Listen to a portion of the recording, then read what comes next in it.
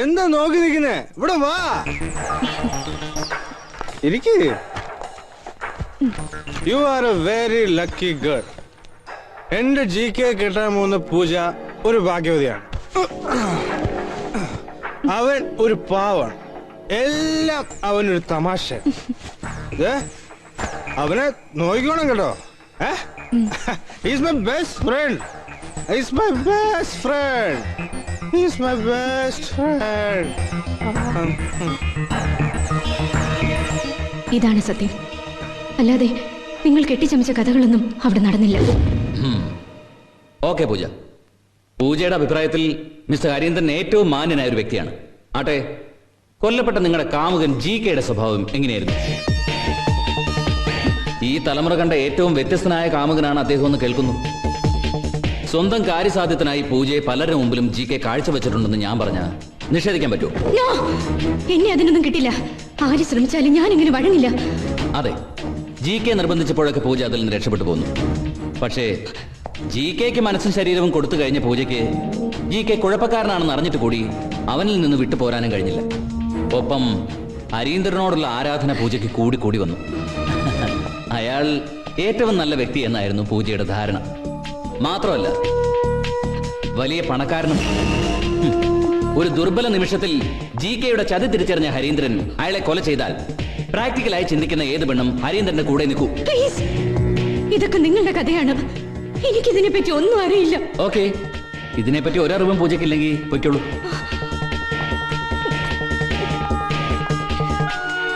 പൂജ, 1 minute. ആ നിൽക്കുന്ന ആളെ അറിയോ?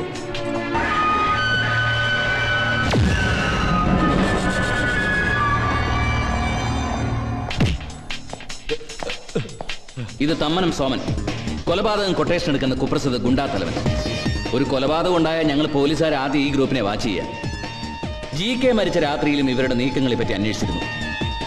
അപ്പോഴേ ചില ചെറിയ സംശയങ്ങൾ എനിക്ക് തോന്നി. അതൊന്ന് തീർത്തു കളയാം. ഈ സെൽഫോൺ പൂജയുടേതല്ലേ? ഇത് ഇവന്റെ കയ്യിൽ നിന്ന് കിട്ടിയതാ.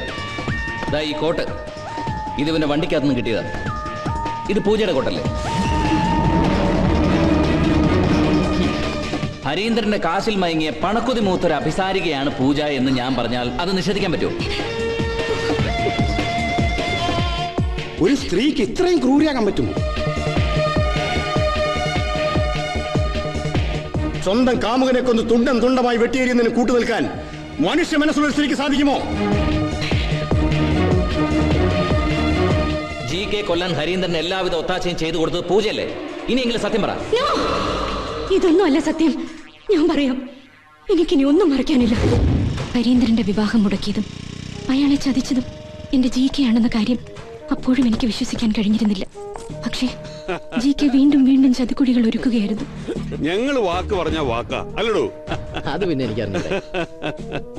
പേപ്പേഴ്സ് എല്ലാം ഓക്കെ. ഇനി GKക്ക് സ്റ്റാർലൈൻ്റെ മുഴുവൻ ഷെയർസ് വേണമെങ്കിലും കൈമാറ്റം ചെയ്യാം. അല്ല, ഹരീന്ദ്രൻ തന്ന് പവർ ഓഫ് അറ്റോർണി ആണെന്നല്ലേ പറഞ്ഞത്? ഇതിപ്പോ സ്റ്റാർലൈൻ്റെ മുഴുവൻ ആസ്തികളും GKയുടെ പേരിൽ തന്നെ തന്നിരിക്കുകയാണല്ലോ. അപ്പം തിന്നാ പോരെ, കുഴി എണ്ണണോ സാറേ? അടിച്ച് കോൺതെറ്റി നടക്കുന്ന അയാളെ കൊണ്ട് എന്ത് പേപ്പർ വേണമെങ്കിലും GKക്ക് ഒപ്പിടിക്കാൻ പറ്റും, ഇല്ലേടോ? ഇത് GK കൊണ്ട് മാത്രം കഴിയുന്ന കാര്യമല്ല. ഇട്ടിവിട്ട് സാധനല്ലേ കയ്യിലിരിക്കുന്നത്. അവളുടെ സപ്പോർട്ട് ഉണ്ടാവും. അല്ലാതെ നമുക്കിനി കാര്യത്തിലേക്ക് കിടക്കാം. 25% ഷെയർസ് സ്റ്റാർലൈനിലേക്ക് നീക്കി വെച്ചുകൊണ്ട് ബാക്കി 75% ഞാൻ നിങ്ങൾക്ക് തരാൻ തയ്യാറാണ്. എത്ര കോടിക്ക് ഉറപ്പിക്കാൻ പറ്റും? ഈ കോടികളൊക്കെ താൻ എവിടെ കൊണ്ടുപോയി വെക്കോടോ? അനിൽ അംബാനി മുകേഷ് ഒക്കെ കഷ്ടപ്പെട്ട് കാശുണ്ടാക്കിയവരാ. ഇത് കണ്ണടച്ചു തുറങ്ങണതിന് മുമ്പ് ബിൽഗേറ്റ്സ് ആവും പോലെ നമ്മുടെ ഈ കൊച്ചു പയ്യൻ GK. ഈ കള്ളക്കളിക്കൊക്കെ ഞാൻ കൂട്ടു നിൽക്കാം. സ്റ്റാർലൈൻ്റെ ഡീൽ ആയതുകൊണ്ട് ബാർഗൈനിങ്ങും വേണ്ട. പക്ഷേ തന്റെ ആ പൂജ ഒന്ന് പരിചയപ്പെടുത്തി തരണം. കേട്ടിടത്തോളം നല്ല ഉരുപ്പടിയാണെന്നാ പറയുന്നേ. എങ്ങനെ ഇപ്പൊ വിളിച്ചാ വരുമോ? വിളിക്കാതെ വേണേലും വരും. ഇതാണോ പൂജ? എന്താ തനിക്ക് ഉരുപ്പടി നോട്ടമുണ്ടോ? GK ഒന്നിങ്ങി വന്നേ. Excuse me. പോയിട്ട് വാ. അവന്മാരെന്നെ കുറിച്ച് പറയുന്ന കേട്ടിട്ട് താൻ എന്താ ഒന്നും മിണ്ടാതിരുന്നേ? എന്റെ മോളെ കോടികൾ കിട്ടുന്ന ബിസിനസ് ഡീലാണ് നടക്കാൻ പോകുന്നത്. ചില കമന്റ്സ് ഒന്നും കണ്ടില്ല കേട്ടില്ല എന്ന് വെക്കണം. നമുക്കെന്ത് നഷ്ടം വരാനാടി? തനിക്കിതൊന്നും പ്രശ്നമില്ലായിരിക്കും, പക്ഷെ എനിക്ക് എന്റെ മാനമാ പോകുന്നത്.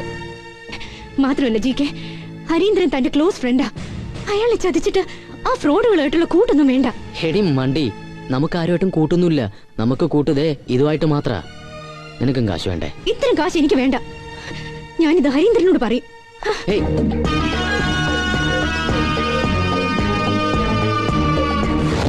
ഞാൻ ഹരീന്ദ്രനോട് പറഞ്ഞാൽ തകരുന്നത് ജി.കെയുടെ സ്വപ്നങ്ങളായിരുന്നു. പക്ഷേ ഇത്രയും വലിയൊരു ചതിക്ക് കൂട്ടു നിൽക്കാൻ ഞാൻ തയ്യാറല്ലായിരുന്നു. നീ ഹരീന്ദ്രനെ വിളിച്ചു പറഞ്ഞു അല്ലേ? ഇല്ല, വിളിച്ചിട്ട് എനിക്ക് കിട്ടിയില്ല. പക്ഷേ നീ ഇത്രയും വലിയ ചതി ചെയ്യരുത്. നമുക്ക് പിറക്കുന്ന കുഞ്ഞുങ്ങൾക്ക് പോലും ഗതി കിട്ടില്ല. ഞാൻ ചതിച്ചാ നീ എന്ത് ചെയ്യും? ഇല്ല, നിന്നെ കൊണ്ട് അത് ഞാൻ ചെയ്യിക്കില്ല.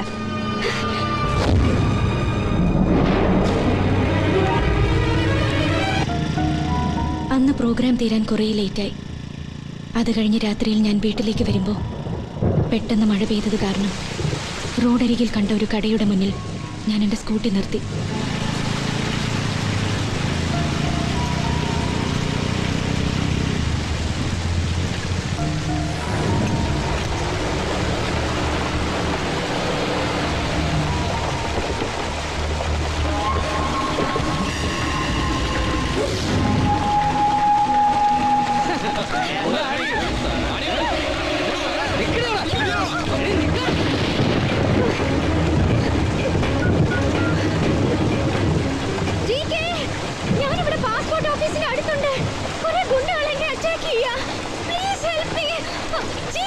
ഞങ്ങളെ കുറിച്ചിപ്പോ ആരോടാണ് നീ പരാതി പറയുന്നത്?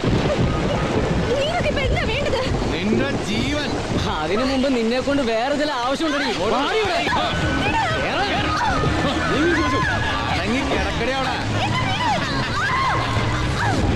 എന്റെ നിലവിളിയൊന്നും ആഞ്ഞടിച്ച കാറ്റിലും മഴയിലും ആരും കേട്ടില്ല.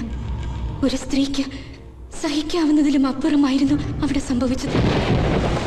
അന്ന് അവരെന്നോട് കാണിച്ച ക്രൂരത ഇനി ഒരു പെണ്ണിനും ഉണ്ടാവരുത് എന്നാണ് എന്റെ പ്രാർത്ഥന.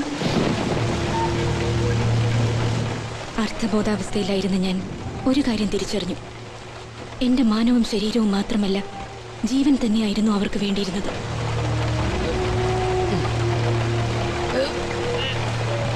വേണ്ട, എനിക്ക് അവളെ ഒരു പ്രാവശ്യം കൂടി വേണം. എന്നിട്ട് വന്നാ മതി. നീ അവിടെ ഇറങ്ങി. ശരി, നടക്കട്ടെ.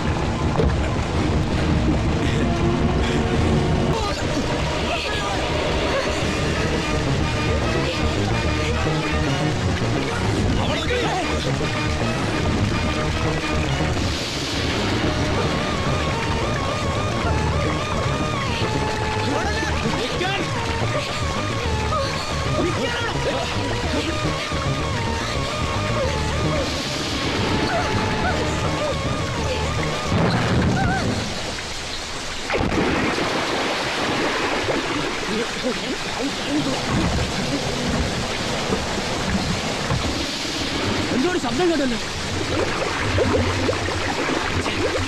അവള് പാലത്തിൽ നിന്ന് വീണതായിരിക്കും.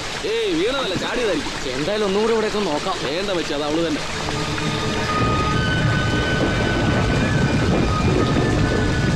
ഹലോ ജി.കെ സാറല്ലേ?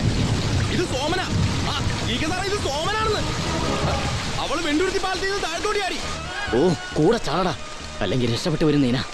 എന്റെ പൊന്ന് സാറേ, ഇവിടെ ഭയങ്കര അടിയൊഴുക്ക. നിമിഷങ്ങൾക്കുള്ളിൽ അവൾ കടലിലെത്തും. സാറ് അവളെ കുറിച്ച് പേടിക്കണമെന്നേ. പിന്നെ ബാക്കി കാശ് ഞാൻ ഓഫീസിൽ ഒന്ന് വാങ്ങിച്ചോളാം. ഓക്കെ, അപ്പൊ പറഞ്ഞ പോലെ എന്റെ പൊന്ന് ജി.കെ സാറെ പേടിക്കണമെന്ന്. Okay sir, good night. Okay, നമ്മുടെ പണി പറഞ്ഞു.